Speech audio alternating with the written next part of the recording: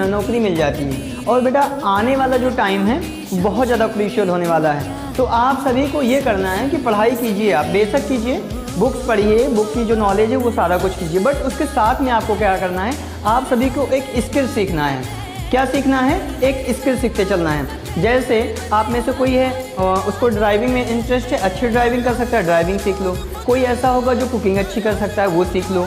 कोई ऐसा होगा जो कोई चीज़ अपना कोई प्रोडक्ट है किसी को सेल कर सकता है, उसके अंदर ये क्वालिटी होगी कि अपनी बातों में लोगों को मैनेज कर लेना, अपने अकॉर्डिंग कर लेना, तो सेल्स का काम सीख लो।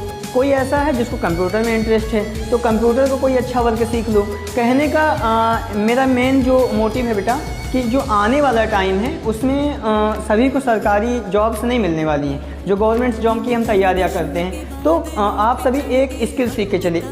जो मैं आपसे स्किल की बात कह रहा हूँ बेटा, स्किल की बात मैं इसलिए कह रहा हूँ कि आने वाला टाइम बहुत ज़्यादा क्रूशियल होने वाला है, सभी को गवर्नमेंट जॉब नहीं मिलेंगी, और ऐसा हमें माइंडसेट अपना नहीं रखना है कि गवर्नमेंट जॉब मिलेगी तभी हमारी लाइफ चलेगी। क्या है कि अभी के टाइम में बहुत बच्चे ऐसे हैं कि किसी एग्ज़ाम में फेल हो गए, जॉब्स नहीं मिल पाई, तो सुसाइड केस की तरफ जाने लगते हैं, डिप्रेशन में जाने लगते हैं। मैं आपसे इसलिए बात ये बोल रहा हूँ क्योंकि मेरे आसपास का मतलब मैं 5 से 6 लोगों को ऐसे जानता हूँ जो ऑलरेडी डिप्रेशन में गए, उनको मैंने मतलब मेंटली मैंने उनको बहुत ज़्यादा मजबूत किया और अभी वो बढ़िया कर पा रहे हैं।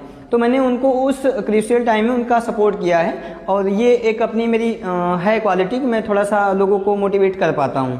तो जो मैं स्किल की बात कर रहा हूँ, स्किल इसलिए सीखो आप क्योंकि कई बार होता है कि हम किसी एक जॉब के लिए अपना सारा एफर्ट लगा देते हैं, कहते हैं कि जो भी काम करो जी जान से करो, अच्छी बात है, बट कई बार होता ये कि हम जी जान से लग गए। जैसे मैं आपको बताऊं कि कोई मान लीजिए फोर्स में कुछ कर रहा है, कोई आर्मी की तैयारी कर रहा है, कोई पुलिस की कर रहा है, कोई सिविल सेवा की कर रहा है, तो वो अपना एफर्ट देता गया, बट एटलीस्ट हुआ क्या, उसका सिलेक्शन नहीं मिल पाया। 25 साल तक 28 साल तक उसने अपना एफर्ट दिया, जो भी उसका एज क्राइटेरिया था उस अकॉर्डिंग उसने सारी मतलब अपनी मेहनत की, अपनी एज सारी वहीं ख़त्म कर दी। अब जब वो वहाँ से लौटता है निराश होकर के, तो उसके पास क्या होगा करने के लिए? है कुछ ऑप्शन? नहीं है।